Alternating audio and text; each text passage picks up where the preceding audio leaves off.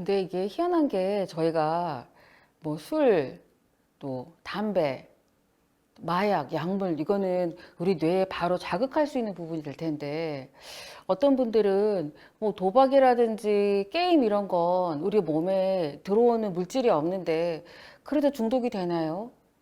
이런 궁금증들이 있는 분들이 계시는 것 같습니다. 근데 놀랍게도 뭔가 저희가 경험하는 거, 행동으로 굉장한 즐거움을 줄 수 있는 거, 그 자체만으로도 뭔가 이렇게 약물을 먹거나 술을 마시지 않아도 똑같이 중독이 되는 경우들이 있어서 이 부분은 혹시 처음 들어보시는 분이 계실 수도 있을 것 같아요. 그럼 우선은 아이들이 도박이라는 것을 실제로 경험을 하는지부터 말씀을 드려보겠습니다. 그 청소년 도박 문제 실태 조사를 한 자료를 보니까요. 도박이라는 것은 쉽게 말하면 돈 내기 게임입니다. 근데 돈 내기 게임으로만 놓고 설문을 해보면 20에서 30%의 친구들이 이 경험을 했다고 해요. 굉장히 많죠. 반에서 4분의 1 정도의 아이들이 경험을 했으니까요. 근데 그 중에 조금 더 심각하게 문제가 됐던 친구들을 이제 병원에 진료를 본다든지 관련된 뭐 법적인 제재를 받는다든지 이렇게 될 텐데 해마다 도박 중독 때문에 진료를 병원에 와서 받는 아이들이 늘어나고 있고 벌써 이제 작년 이제 상반기까지만 해도 100명이 넘은 아이들이 진료를 받았었고 또 도박과 관련돼서는 범죄가 있을 수가 있거든요. 왜냐하면 돈이 왔다 갔다 하는 거잖아요. 근데 벌써 청소년들 중에 거의 100명에 육박하는 친구들이 도박과 관련돼서 어떤 법적인 문제가 생겼었다. 이런 통계가 나와 있습니다. 생각해보면 정말 단순한 문제가 아니구나. 제가 생각을 하게 되는데요. 뭐 아이들이 도박을 하게 되면 심각하게 문제가 되는 경우에는 예를 들어 금전적인 문제 또 어떤 금전적인 문제 때문에 따르는 뭐 자살 시도라든지 또 학교 적응의 문제 또 주변인과의 갈등 이 모든 것들이 영향을 줍니다. 그래서 단순한 돈 내기가 아니고 심각하게 도박과 관련된 문제가 있는 친구들도 이제 있었습니다. 예를 들어서 병원에 이런 도박 중독과 관련돼서 진료를 받던 친구들도 해마다 늘어서 이제 2023년 통계만 봐도 상반기에 벌써 100명이 넘었었고요. 또 도박과 관련된 여러 법적인 문제들, 이제 또 돈과 관련된 문제가 되겠죠. 이제 거기에 대해서 통계를 내봐도 벌써 검거된 아이들이 해마다 점점 50에서 100명 사이를 계속 왔다 갔다 하고 있는 상황입니다.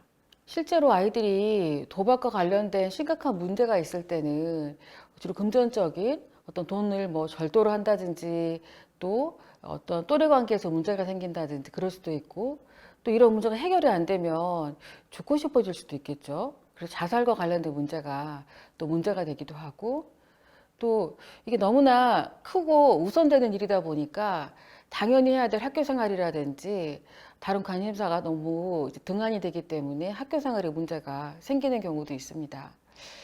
그래서 저희가 가끔 진료실에서 학생들이 면담하다 보면 왜 이렇게 죽고 싶은 생각이 들었어?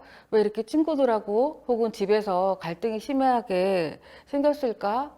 하고 꼬리에 꼬리를 물고 찾다 보면 도박이 그 아래에 있었던 문제인 경우들이 제 진료실에서도 종종 이제 있는 상황입니다. 처음부터 이야기들 다 솔직하게 꺼내지 않을 수도 있기 때문에 제가 이유를 찾는 과정에서 발견하는 아이들도 많이 있는 것 같아요.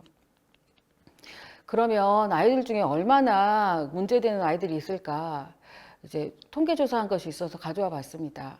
보통 이제 사이버 도박, 아이들이 요새는 주로 도박 장소에 가서 도박을 하거나 이런 경우보다는 인터넷으로 도박을 합니다. 인터넷으로 아이들이 뭐 약물도 구입할 수 있지만 또 도박도 할 수가 있는 아주 그런 그 다양한 가능성이 열려 있는 장소라고 할 수 있는데요. 그래서 통계 조사를 해보니까 아이들 중에 3.3%가 위험 분야에 이제 속한 상황입니다. 그러니까 100명 중에 3명, 30명 중에 1명이니까 만약에 한 반에 학생이 30명 정도 된다면 반에 1명 정도는 있을 수가 있겠죠. 결국 작은 숫자는 아니다. 이렇게 생각하셔야 됩니다. 제가 몇 가지 그냥 화면을 캡처를 해봤습니다. 그냥 단순한 게임처럼 보이실 거예요. 달팽이가 이렇게 달려가는데 어느 달팽이가 이길 건지 그냥 본인이 걸면 됩니다. 근데 내가 그건 달팽이가 이기면 본인이 돈을 받는 거예요. 그런데 이런 도박과 관련된 이런 사이트에선 처음에 쉽게 한번 해보도록 공짜로 하는 공몬이라고 부르기도 하는데요. 공짜로 어떤 포인트 같은 것을 줘서 해보게 하고 보통 처음 해보면 따는 경우가 많습니다. 그리고 굉장히 재밌거든요. 신나고. 그래서 그 경험이 굉장히 크게 각인되는 경우에는 나중에 도박의 위험이 굉장히 중독의 위험이 굉장히 올라간다 저희 생각을 합니다. 그래서 이런 굉장히 단순한 게임부터 또 복잡한 게임까지 있는데요. 그 여러 화면들을 보면 아이들이 공짜로 볼 수 있는 웹툰 사이트 또 여러 가지 소설 사이트들이 있어서 클릭해서 들어갈 수 있는데 그 클릭하는 것 아래에 이 어마어마한 배너들이 있을 때가 많습니다. 근데 저희가 별 관심이 없으면 놓칠 수도 있지만 대부분의 배너들은 다 도박 사이트입니다. 그래서 아이들이 실수로 맨 위에 것을 클릭하려다가 조금이라도 아래 것을 클릭하거나 팝업을 실수로 클릭하면 자기도 모르게 도박 사이트에 좀 들어가게 되고 혹시라도 관심이 있으면 더 접근하게 되는 이제 이런 상황이 되는 거죠. 또 굉장히 다양한 도박들, 아까 보여드린 단순한 도박도 있지만 뭐 카지노라든지 일반적인 도박장에서 할 수 있는 도박들을 다 온라인에서 할 수가 있고 연령을 크게 제한하지 않고 할 수 있는 불법 사이트들도 많이 있기 때문에 이제 여기에 아이들이 아주 무분별하게 노출이 돼 있을 수 있다 이렇게 생각을 하실 수가 있겠습니다. 청소년의 경우에는 모든 도박은 다 불법입니다. 그래서 청소년이 만약에 돈을 걸고 돈을 따는 일을 하고 있다고 하면 그게 본인이 중간 과정에서 다른 불법적인 일을 하지 않더라도 이미 불법인 상태다. 이제 그렇게 알고 계시면 되겠습니다. 가장 흔하게 아이들이 도박을 접하는 게 친구를 통해서예요. 뭐 수학여행이라든지 혹은 쉬는 시간, 여가 시간에 친구가 뭘 재밌게 하고 있단 말이에요. 근데 친구가 돈을 땄어요. 그리고 그 돈으로 나에게 떡볶이를 사준단 말이죠. 그러면 궁금해집니다. 그래서 친구가 하는 것을 따라서 하게 되고 또 어떤 친구들은 다른 친구를 도박으로 끌어들이는 것 자체가 수입이 되는 아이들까지 심지어 있는 정도예요. 이제 그러다 보니까 친구가 하는 것을 보고 하게 돼서 저희가 조사를 해보면 어떤 학교는 학급의 절반 이상이 도박을 하고 있는데 본인들이 문제라고 생각을 못하는 경우까지 있었거든요.